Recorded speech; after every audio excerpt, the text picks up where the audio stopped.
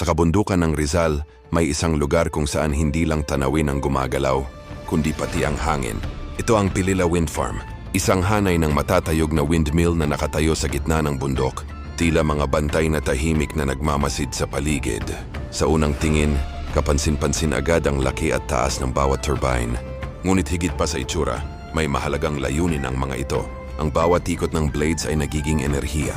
Isang simbolo ng modernong teknolohiya na nakikipag-ugnayan sa kalikasan. Sa ibaba, matatanaw ang malawak na Laguna de Bay. Isang tanawin na lalo pang pinapaganda ng liwanag ng araw, lalo na sa umaga at dapit hapon.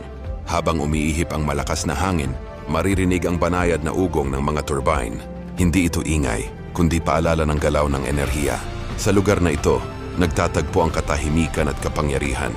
Tahimik ang paligid, pero ramdam ang lakas ng hangin. Para sa mga bumibisita, iba-iba ang dahilan ng pagpunta. May mga kumukuha ng litrato, may mga nagmumotor at naghahanap ng magandang view, at may mga tahimik lang na nakatayo, pinagmamasdan ang pag-ikot ng mga windmill. Habang tumatagal, unti-unting nagiging simbolo ang lugar na ito ng pagbabago. Isang hakbang papunta sa mas malinis at mas napapanatiling enerhiya. Ngunit kasabay nito, may responsibilidad din ang bawat bumibisita.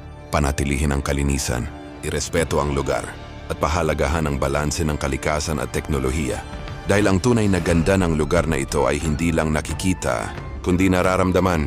Sa bawat ikot ng hangin at bawat galaw ng turbine, patuloy na umiikot ang kwento ng Pilila Wind Farm. Isang lugar kung saan ang hangin ay nagiging lakas at ang tanawin ay nagiging inspirasyon.